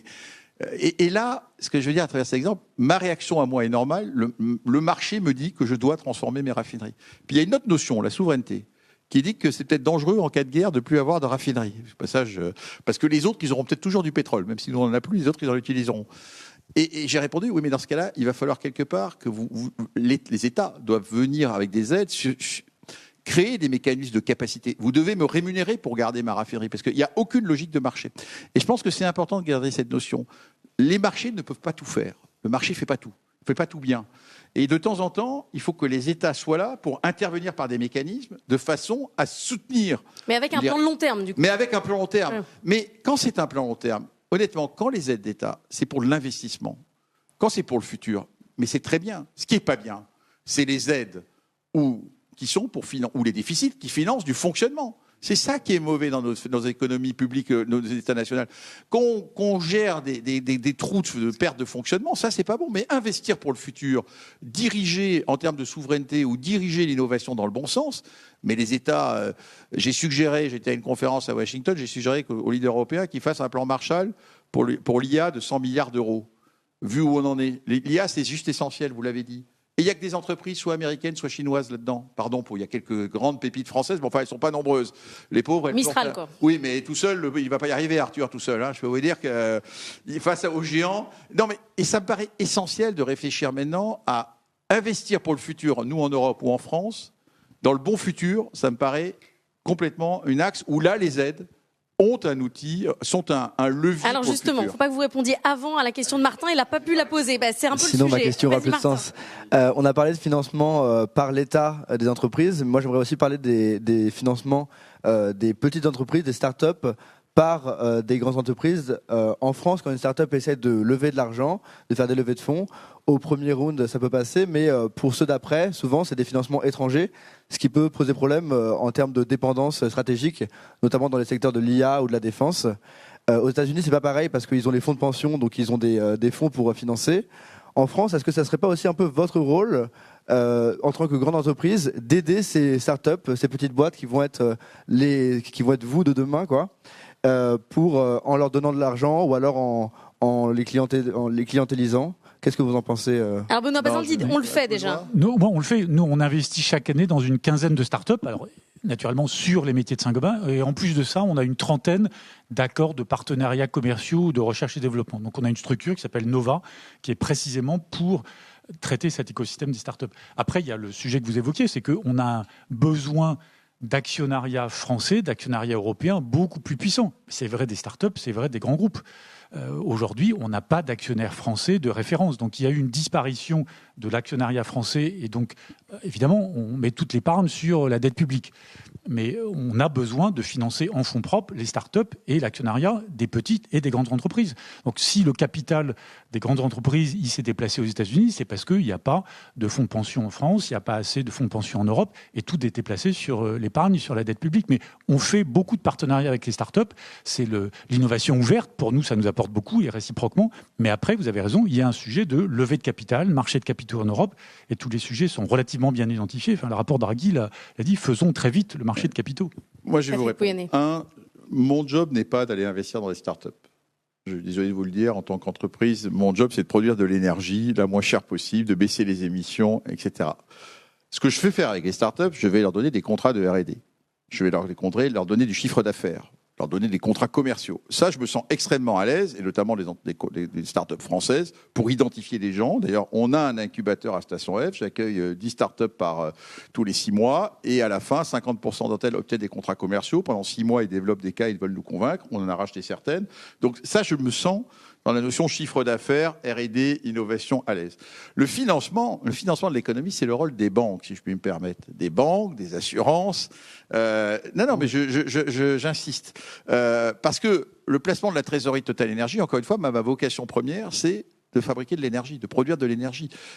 Alors, ça ne veut pas dire que j'en fais pas marginalement. Mais ce qui ne marche pas par rapport à votre question, c'est pas parce que moi, tout d'un coup, et je pense que Benoît, il aura le même problème. Oui, on peut mettre 20, 50 millions par an, mais on ne va pas y mettre des milliards. Or, ce qui nous manque aujourd'hui, et c'est une vraie question de fond, c'est effectivement, on n'a pas, et je pense que c'est la grande réforme que doit s'attaquer l'Union européenne et chez l'État, c'est ce marché de capitaux. Et on ne l'a pas pourquoi ? Parce qu'on a quand même en Europe, quand je fais après 10 ans de CEO à regarder l'Amérique et l'Europe, on a une question, on est un peu risque adverse ici. On a peur du risque. Aux États-Unis, les fameux fonds de pension, la vraie différence, c'est qu'ils l'investissent, l'argent, dans des entreprises. Et ils n'ont pas peur. Alors bien sûr, ils sont massifs, les capitaux qu'ils lèvent. Mais ils n'ont pas peur. Et les mandants, les retraités, les futurs retraités, ils sont d'accord pour que de l'argent soit placé sur des entreprises. Alors il y en a des très belles, des grandes, des blue chips qui font du dividende, mais il y en a aussi des plus risqués.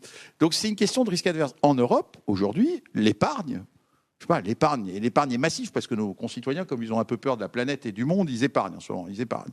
Mais l'épargne, elle fait quoi ? Vous savez qu'il y a 300 milliards par an d'euros qui partent s'investir dans l'épargne américaine. Et en France, ils vont dans des fonds en euros. Les assureurs sont très bons pour vendre des fonds en euros. Les fonds en euros, ça ne rapporte pas grand-chose et ça ne prend pas beaucoup de risques.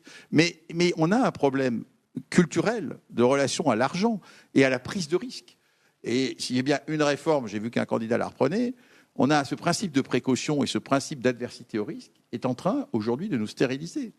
Il faut qu'on n'ait pas peur. On ne doit pas avoir peur du futur. C'est ça la question de fond. Et si on a ça, on va trouver, et il faut trouver les moyens d'arrêter de financer les dettes publiques et de mettre l'argent dans des fonds en euros qui ne rapportent pas, et convaincre, et les outils. Et je suis sûr que l'épargnant français, et on peut faire des fonds de pension, entre guillemets, ou placer de l'épargne dans des entreprises et gagner de l'argent. Les Américains ne sont pas des philanthropes, que je sache. Donc aujourd'hui, oui, on a une industrie financière qui n'est pas assez puissante. Il faut des plus grandes banques en Europe, c'est évident. BNP doit être une des plus grandes, c'est un nain, elle est même pas dans les 20 ou 25 premières par rapport aux Américains. Non, il faut des plus grandes banques, il faut des plus grands marchés de capitaux, il faut unifier les marchés, les bourses par exemple, de façon à avoir des outils qui vont être capables, parce que c'est comme moi, Total Énergie, par rapport à un concurrent plus petit. Parce que j'ai un bilan énorme, je peux faire la politique de diversification, je peux prendre des risques. La taille est fondamentale dans la prise de risque.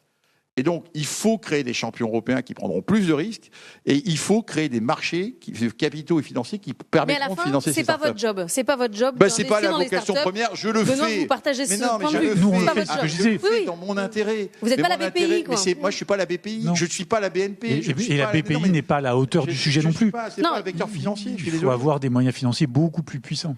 Mon bilan n'a pas vocation.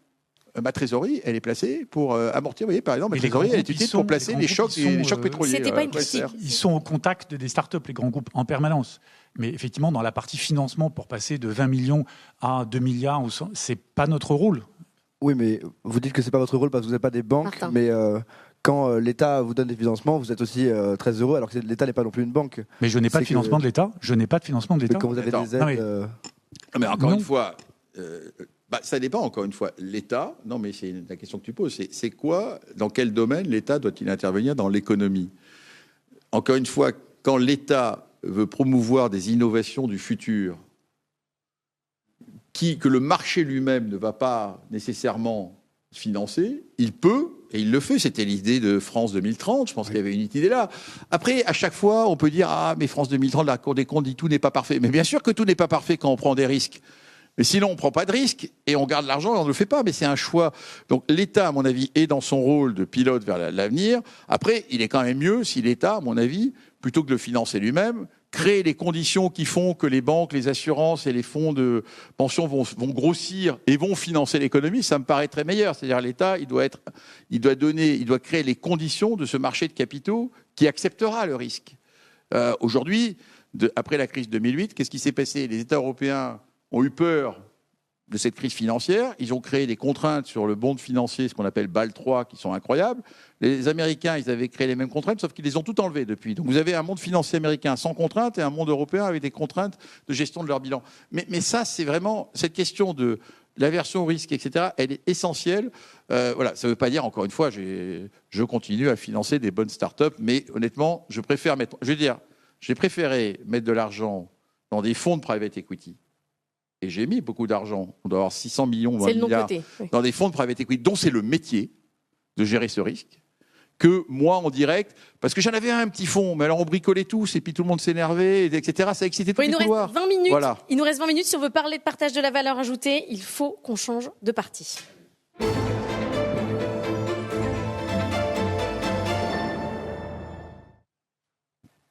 Denis Ferrand, la valeur ajoutée, c'est un peu comme la météo. Il y a la température ressentie, la température réelle. Si vous interrogez les Français comme ça, ils disent il y a de plus en plus de parts dans la valeur ajoutée qui part aux actionnaires, moins pour les salariés. Quand on regarde dans le détail, c'est pas complètement ça. Oui, effectivement.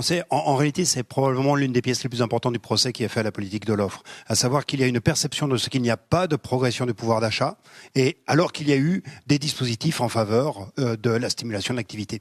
Donc, on a déjà évoqué quelques éléments qui peuvent l'expliquer. C'est le fait notamment que cette politique de l'offre, ciblant plutôt les faibles rémunérations, eh bien, on crée beaucoup d'emplois, mais peu de rémunération, peu de progression du salaire par tête. Et puis, même d'une manière générale, il faut bien distinguer deux aspects. Il y a la lecture macroéconomique et il y a la lecture au niveau de l'entreprise. Au niveau de la macroéconomie, il y a eu plus de progression du revenu des ménages en France depuis maintenant une quinzaine d'années qu'il n'y a eu de progression de l'activité économique. Or, la progression du revenu, c'est en premier lieu la croissance. Et ce qui fait la faible progression du revenu, c'est aussi la faible croissance que l'on a eue. Alors, quand en plus vous ajoutez à cela le fait que vous avez une progression démographique qui est importante, bien on se rend compte que depuis 15 ans, la progression du pouvoir d'achat des ménages, c'est 3% en 15 ans. Donc effectivement, il y a eu, la mesure nous dit, il y a eu presque trop de pouvoir d'achat relativement à la croissance, mais parce que la croissance était faible, et le ressenti, c'est qu'il n'y a pas de progression du pouvoir d'achat. Ça, c'est la lecture macroéconomique. Et la lecture dans le monde de l'entreprise, c'est comment se fait le partage de la valeur pour celle qui se crée sur le territoire. Et la France, c'est un cas qui est relativement atypique par rapport aux autres pays occidentaux, à savoir que la part des salaires dans la valeur ajoutée, la part de la valeur ajoutée qui est distribuée à destination des salariés est assez stable, un petit peu plus des 2/3.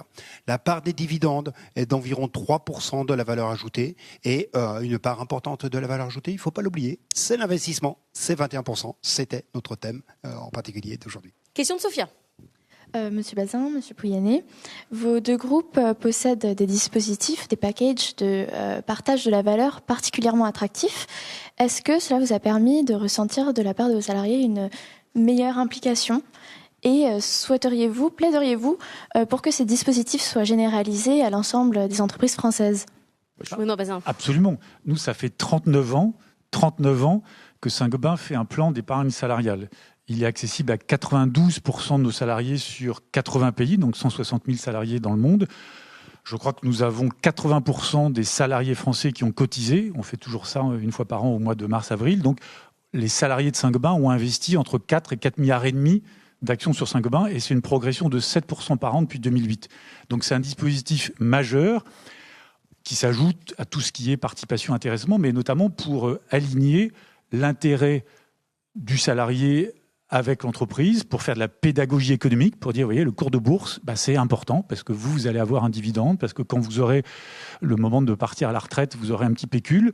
Et si nous faisons des meilleurs résultats à partir de décisions difficiles, des efforts, ça veut dire qu'à la fin, le cours de bourse de Saint-Gobain, normalement, doit le refléter. Donc ça permet une cohérence de l'entreprise avec sa raison d'être, sa stratégie, les efforts, ses résultats, et ça permet d'y associer le plus grand nombre. Donc moi, je suis absolument en soutien de ce dispositif-là.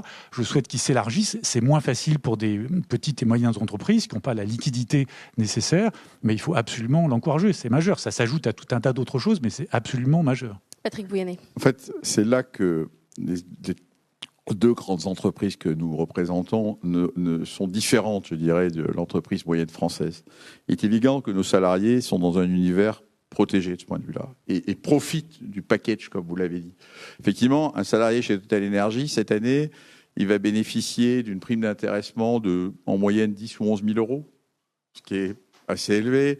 Il va bénéficier d'une augmentation de capital réservée aux salariés avec 20% de discount. Il y en a, ils épargnent maintenant 450 millions d'euros par an. Ils représentent maintenant 8% de l'actionnaire et c'est de l'actionnariat salarié. Ils étaient à 5% il y a 10 ans et j'en suis très heureux. Donc il y a plein de dispositifs. J'abonde les intéressements. On a des plans. On a plein de dispositifs et ça c'est. Alors, je ne vais pas faire de la pub pour recruter dans les grandes entreprises, mais on est dans un monde différent. Je veux dire, je le conçois et c'est vrai que nos salariés, de ce point de vue-là, ils sont plutôt gâtés. D'ailleurs, quand ils rentrent chez nous, ils partent plus. Vous savez, on a un taux de départ. Ils sont très heureux. L'entreprise fonctionne bien. Et même s'il y a un débat, même avec nos salariés, sur le sujet climatique et positionnement. Et d'ailleurs, une des raisons pour laquelle j'ai décrit la stratégie au début, c'est aussi pour répondre aux attentes de nos salariés en interne, de nos collègues, parce qu'ils se posent des questions et on a besoin. Ils sont plus à l'aise depuis qu'on investit dans toutes ces énergies non carbonées. Et donc, il y a aussi une réponse, une très forte adhésion à la stratégie. Mais donc, ces outils, oui, ils sont essentiels. Ils sont très bien. Est-ce qu'on peut les généraliser ? Je ne suis pas un patron de PME de 50 personnes. Et je pense que pour eux, c'est beaucoup plus difficile. Bien sûr que ça crée du lien. Ça crée du lien. C'était l'idée du général de Gaulle ou Pompidou avec la participation. Et c'était une bonne idée. Je vois bien que les hommes politiques essayent d'augmenter ces mécanismes. Mais ils se heurtent quand même à la réalité économique. Et encore une fois, je ne connais pas ce monde, donc je ne veux pas parler à leur place. Moi, je sais que chez nous, on les développe. Je suis le plus grand partisan de l'actionnariat salarié. Parce que quand on me dit il y a un divorce entre actionnaires et salariés, la valeur, ça part sur la valeur ajoutée, la meilleure réponse que j'ai apportée, c'est d'augmenter l'actionnariat salarié. Maintenant, il y a un plan chaque année. Et je suis très fier qu'ils arrivent à investir, que 65 000 salariés dans le monde investissent 500 millions d'euros dans l'entreprise. Et leur pécule croît, puisqu'en plus, l'action a le bon goût de monter. Et puis, par ailleurs, ils ont un dividende qui rémunère à 5,5%. Donc, c'est de l'argent bien placé. Et on leur verse chaque année des dividendes à nos salariés. Et ce débat-là, il me paraît, c'est la bonne réponse. Alors, je sais bien que certains me disent, mais non, c'est le capital. Non, c'est la bonne façon de réconcilier. Vous êtes salarié. Et moi, je peux l'offrir parce que je suis une société cotée. Tout le monde ne peut pas l'offrir. Et c'est donc par rapport à la deuxième partie de votre question, je ne suis pas totalement à l'aise pour vous répondre. D'abord parce que je ne suis pas patron d'une PME. Peut-être que Rexecode organisera un débat avec eux. Ce qui est intéressant, Denis, quand même, c'est qu'on sent, vous êtes dans une grande entreprise, vous êtes très bien doté, vous êtes dans une PME, une ETI, vous n'avez pas les mêmes avantages.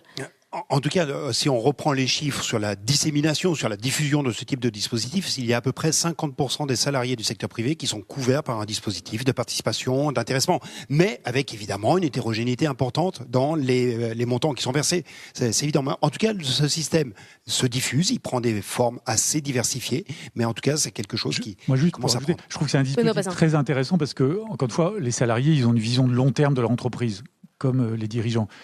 Donc ça permet d'avoir cette vision de long terme. C'est un tout début de capitalisation. Moi, je l'assimile un tout petit peu à ça. Donc dans l'éducation économique du pays, le fait qu'il y ait 50% de salariés privés, c'est en soi un bon signe. On pourrait imaginer pour les PME, il y ait un pot commun qui puisse être investi sur d'autres entreprises plus liquides qu'une PME. Enfin, je pense qu'il y a tout un tas de dispositifs à améliorer pour permettre au plus grand nombre des salariés privés d'investir. Ça fait aussi une bonne proposition pour la présidentielle. Je vois que tous les deux, on est en train de créer un livre blanc là. Rassurez-vous, on n'est pas candidat. Enfin, pas moi en tout cas. Peut-être Benoît. Non plus. Il écrit des livres. Après, ça peut aller vite.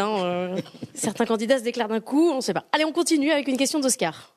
Donc c'est totalement lié. Justement, sur l'actionnariat salarié, qu'est-ce que vous répondez à la critique qui est formulée comme quoi ça rajoute une forme de précarité en créant une double dépendance de la conjoncture lorsque vous êtes salarié? Alors, premièrement, on ne force pas du tout les salariés à être actionnaires de leur entreprise. Donc ça, c'est un choix libre et il y a absolument C'est pas à la place de la rémunération, c'est autre chose.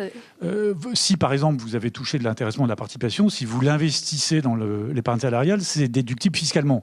Donc certains ont besoin de prendre l'intéressement pour des raisons de pouvoir d'achat. Parce que le sujet du pouvoir d'achat, c'est aussi lié à d'autres sujets. Le logement, par exemple. Ça fait 10 ans qu'on n'a pas de politique du logement en France.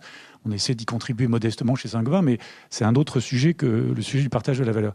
Mais donc il n'y a aucun caractère combinatoire de l'épargne salariale, mais je peux vous dire que dans les entreprises, toutes les catégories socio-professionnelles, et chez Saint-Gobain, nous avons 15% de cadres, 15% de techniciens et 70% d'ouvriers ou de magasiniers chez Point P. On a 33 000 salariés en France. Quand ils cotisent à 80%, je peux vous dire qu'ils y trouvent...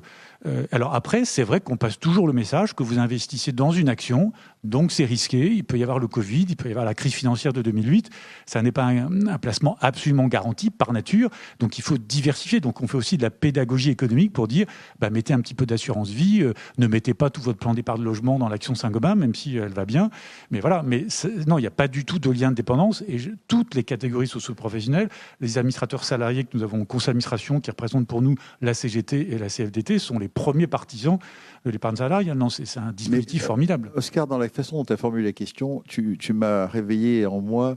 On donne le sentiment que le travail est aliénant dans la façon dont tu portes. C'est pas vrai. Dans ce pays, on a un problème de relation au travail. Tous les débats au Parlement sont toujours il faut travailler moins, comme s'il y avait une aliénation du travail. Mais le travail, on y passe plus de la moitié de notre vie. C'est un endroit où on peut se réaliser. Et donc, ce que décrit Benoît, c'est plutôt que profondément, nos salariés, ils sont attachés à l'entreprise. Ils aiment leur entreprise. Ils ont envie de s'y développer. Ils ont envie de trouver une famille. Et c'est ça la réalité. Et c'est pas aliénant pour eux. Ça ne veut pas dire que les jobs soient tous passionnants, mais il faut comprendre cela. Et je pense que s'il y a bien une idée qu'il faudrait faire évoluer sur le pays, c'est celle-là. Tout ce débat autour du temps de travail, tout est tout le temps pensé comme s'il y avait aliénation, il faut libérer les gens. Ça, c'était peut-être vrai du temps du marxisme. On n'est plus là aujourd'hui. Et je pense que... Mais c'est essentiel ce que je dis. Moi, ce que j'observe, c'est les salariés qui veulent s'engager, qui cherchent des motivations, qui veulent du sens, mais qui aussi s'engagent. Et quand je vois, encore une fois, qu'ils ont confiance dans nos entreprises, moi, ça me rend extrêmement, extrêmement fier et heureux de les voir s'investir. Après... c'est plus facile. Et je pense que c'est comme ça qu'il faut voir aussi le sujet. Donc, le travail n'est pas l'aliénation. Et on ne cherche pas à les aliéner, pas du tout. On cherche au contraire notre vecteur à nous. C'était plutôt, est-ce que salarié actionnaire, c'est une bonne chose et ça va bien sûr, c'est une bonne chose. En tout cas, si l'entreprise est en bonne forme, parce que quelque part, il constitue une épargne, on lui verse des dividendes, et à la fin... Il en récupérera les pécules. Et honnêtement, pour moi, ces fonds-là, c'est les fonds d'épargne retraite dont on n'a pas le droit de dire le nom. Je ne sais pas s'il faut dire assurance vie, on n'a pas le droit de prononcer. Mais en fait, c'est ce qu'on est en train de fabriquer.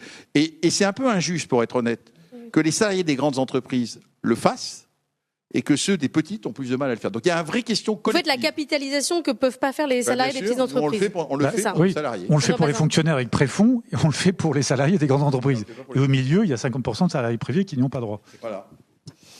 Et on nous reste un temps d'échange. Est-ce que vous avez à nouveau des questions, Patrick Pouyanné, Benoît Bazin, pour nos étudiants ? Moi, c'est vrai que le point que vient de faire Patrick est extrêmement important.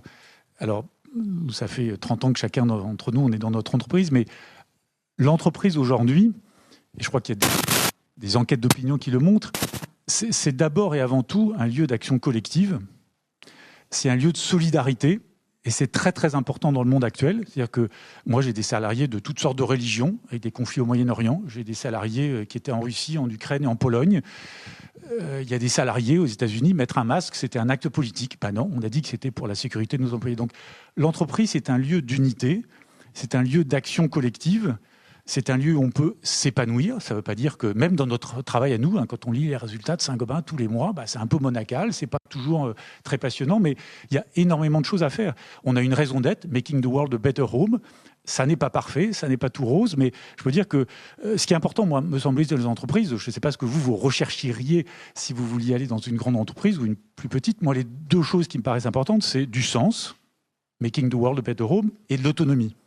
Est-ce que mes talents individuels, collectifs, ils servent à quelque chose? Est-ce que je peux les faire fructifier? Est-ce que je peux apprendre de mes collègues, de l'équipe? Et donc, quand on a du sens et de l'autonomie, l'entreprise, c'est un facteur d'unité. Moi, je commence toutes mes réunions de managers de tout pays en disant, vous vous rendez compte de la chance qu'on a? Il y a un Indien, un Chinois, un Américain, un Brésilien, un gars des Émirats Arabes Unis, et on est tous là à servir à la raison d'être de Saint-Gobain. Et ça, c'est un lieu formidable. Et je trouve qu'il faut qu'on arrive en France, pour participer à la politique de l'offre, à l'avenir du pays, à changer cette image des entreprises, et y compris des grandes entreprises, parce que ne nous trompons pas, une grande entreprise, elle peut faire des choix tous les matins, de mettre du capital au Canada, en France, ou au fin fond de l'Asie du Sud-Est, en Indonésie, où on a une population de 200 millions qui croît 10 fois plus vite que la France. Donc ne pénalisons pas les grandes entreprises qui font 50% de l'innovation, qui ont, à chaque fois qu'il y a un emploi sur le territoire, 33 000 en France, c'est 5 emplois induits. Et donc, c'est extrêmement important. Mais changeons l'image de l'entreprise. C'est un lieu d'action collective, d'épanouissement, de développement personnel et collectif. Mariola, Hugo, peut-être l'entreprise, le sens, l'autonomie. Est-ce que vous avez une mauvaise image, vous aussi, peut-être comme certains politiques français, de la grande entreprise? Sidonie vous passe le micro. Qui va directement à Mariola. Allez, Hugo, on se lance. Non, il n'y a pas de mauvaise image, en tout cas personnellement, de grandes entreprises.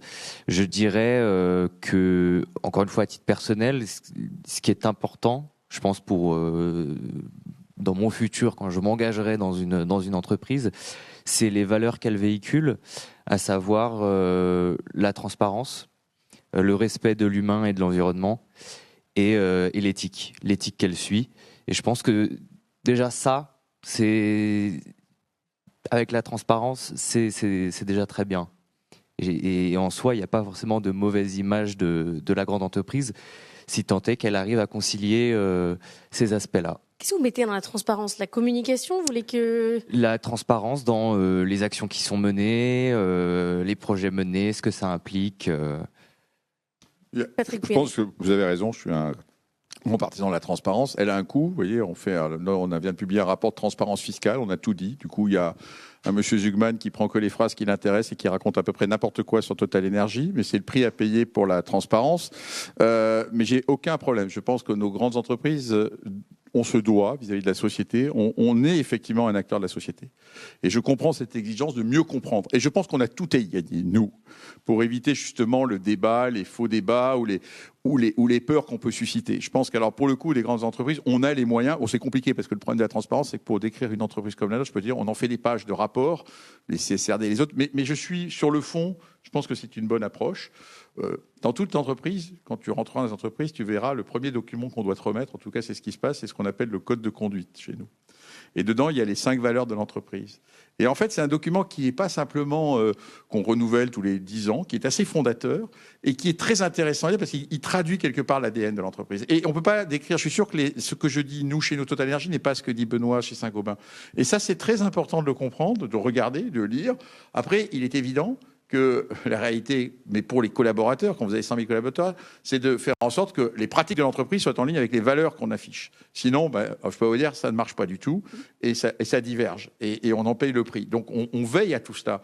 Mais c'est comme ça que ça fonctionne. En tout cas, je comprends très bien ton attente et je la partage de façon, alors vraiment, je l'ai fait mienne. Et c'est justement peut-être ce qui froisse un certain nombre de salariés, c'est la différence qu'il peut y avoir entre les valeurs qui sont prônées par l'entreprise et ce qui se passe en réalité.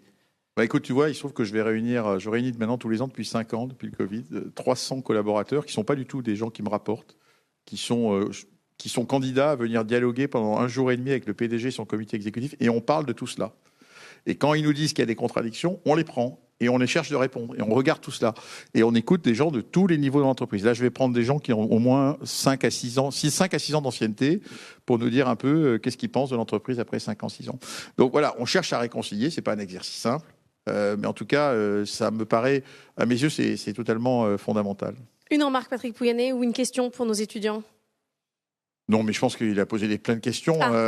J'en avais sur l'énergie, j'avais Vous plein de n'avez plus questions. rien à dire? Non, j'ai parlé déjà beaucoup. Non, je voudrais juste redire mais je m'écarte un peu si je reviens sur la politique de l'offre, parce que finalement, vous nous avez invités pour ça. Je pense que c'est un débat qu'a émis notre ami Rexecode essentiel, et j'ai accepté de participer à ce débat parce que je pense qu'il ne faut surtout pas abandonner cette politique. Il est essentiel que dans un pays où on a une politique sociale extrêmement bénéfique à l'ensemble, on ne peut pas continuer. Il faut faire croître le gâteau pour pouvoir partager le gâteau. La seule façon de faire croître le gâteau, c'est d'inciter à plus produire, d'inciter à plus créer de richesse. Cette politique de l'offre, c'est exactement ça. Et ce n'est pas en attaquant le gâteau, en disant le gâteau il est un peu trop gros, donc on va leur piquer un peu plus de taxes pour financer la politique sociale, que notre futur va être assuré. Ça, c'est une vision extrêmement courte vue qui est extrêmement dangereuse, parce que ce qu'on va faire, et ce n'est pas une menace, à la fin, comme l'a dit très bien Benoît, on a des choix. Et si toutes les grandes entreprises françaises se mettent à choisir autre chose que la France, le gâteau, il va diminuer. Donc il faut faire croître le gâteau. Pour faire croître le gâteau, il faut travailler plus. Voilà. Et il faut travailler plus, et il faut mettre de la compétition sur le travail. On a un sujet, je l'ai dit, il faut qu'on baisse les charges dans ce pays. Alors, autrement, il faut financer la politique sociale. Et je suis le premier à reconnaître que cette politique sociale, elle est bonne pour l'ensemble du pays. C'est un acquis du pays. Mais simplement, depuis 1945, on fait peser toute la politique sociale du pays sur le travail. En 1945, on n'avait pas beaucoup de retraités, malheureusement. On avait perdu une population, on avait des gens qui travaillaient. En 2025, continuer à faire porter toute la politique sociale sur le travail, ce n'est pas une bonne idée du tout. Ça ne crée pas des facteurs de TVA sociale, par exemple. Et donc, je pense qu'il est important et fondamental qu'on ait ce débat dans ce pays à l'occasion du débat qui vient. On doit faire passer une partie des charges qui pèsent toutes sur le travail, en partie sur la consommation. Pour débloquer du net. Et on a fait des calculs simples au niveau des grandes entreprises. Si on baissait de 6% les charges, on créerait 2% de TVA. Au passage, ça crée du pouvoir d'achat aussi pour les salariés.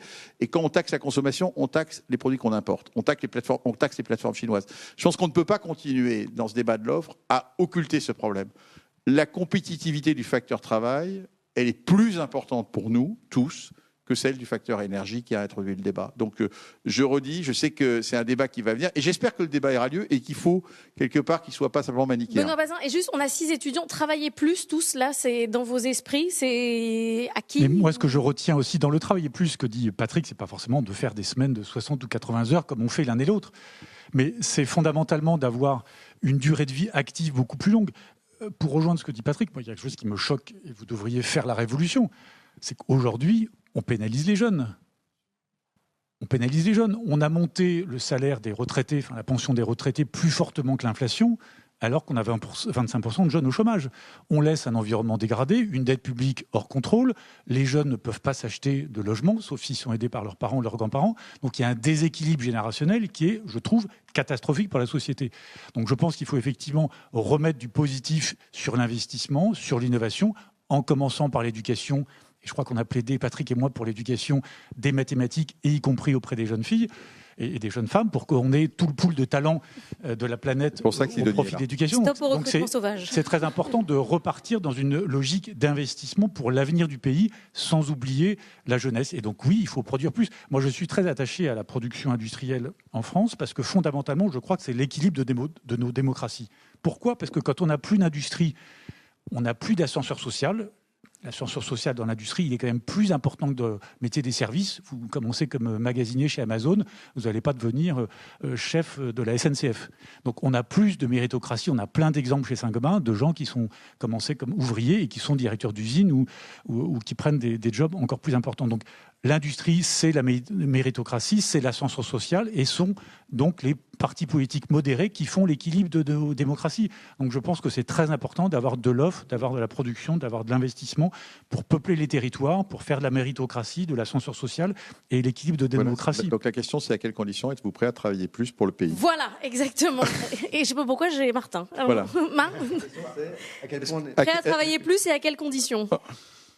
De toute façon, moi je pense que c'est quelque chose d'assez personnel. Moi, j'avais pas prévu. Moi, je pense travailler beaucoup parce que je pense que ça va être que c'est central dans la vie de quelqu'un le travail. Je pense que j'ai réalisé récemment que le travail et le métier, c'était l'essentiel de ce qu'on allait redonner à la société. Et c'était la raison principale pour laquelle moi, il fallait que j'ai du sens dans mon travail, parce que c'était vraiment le retour que j'avais donné à la société qui m'avait éduqué, etc. Donc avec du sens, c'est oui. Avec du sens, c'est oui, évidemment, oui. Oscar ?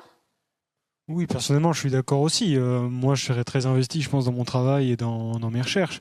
Après, je pense qu'il ne faut pas sous-estimer aussi le fait que la réduction de temps de travail, par exemple, ce qui nous distingue des États-Unis, ça fait aussi partie des gains en bien-être de l'Europe par rapport aux États-Unis et que c'est pas quelque chose qu'il faut complètement occulter.